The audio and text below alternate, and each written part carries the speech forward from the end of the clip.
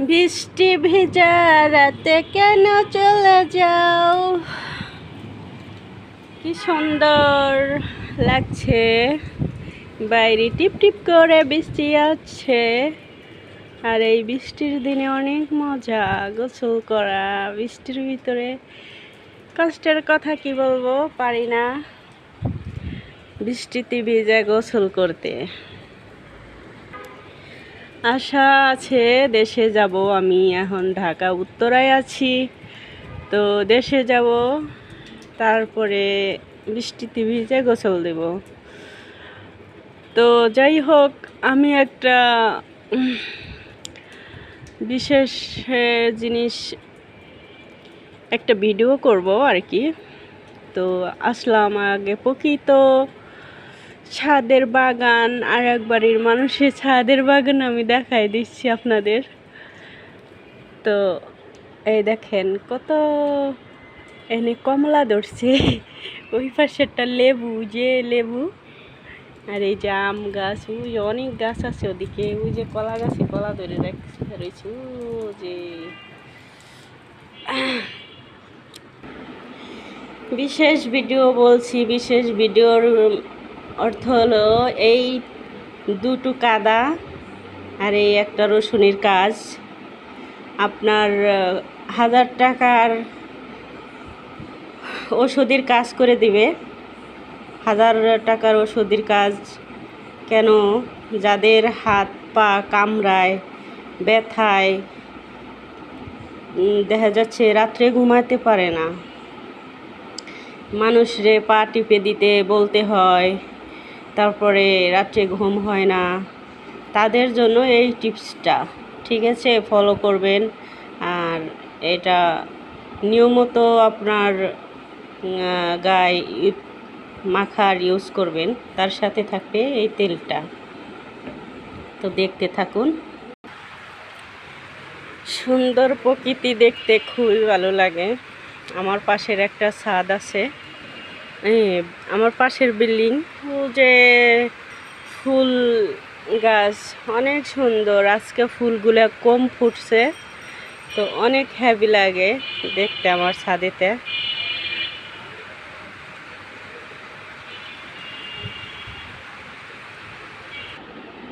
নিয়ে নিব তেল,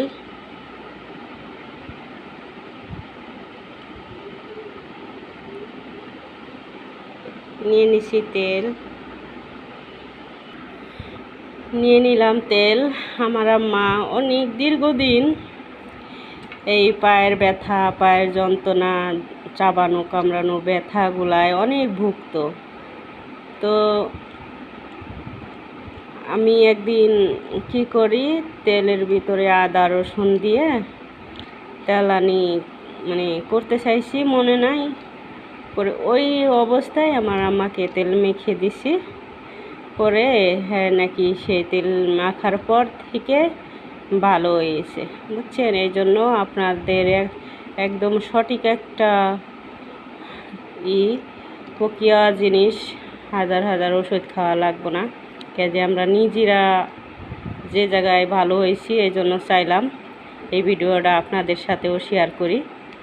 আমার আম্মা ভালো হয়েছে এগুলা করাতে।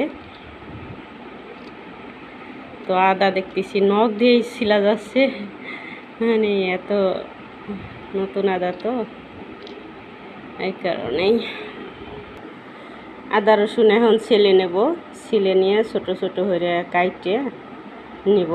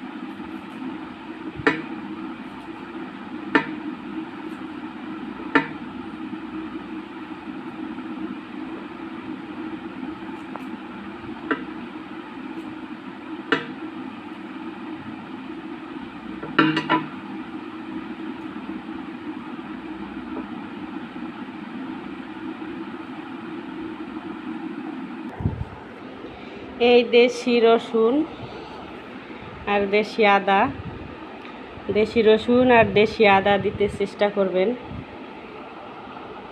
এই আদাগুলা আমি তেলের ভিতরে দিয়ে দিব, আদা দিয়ে রসুন দিয়ে এরকম কাইটে।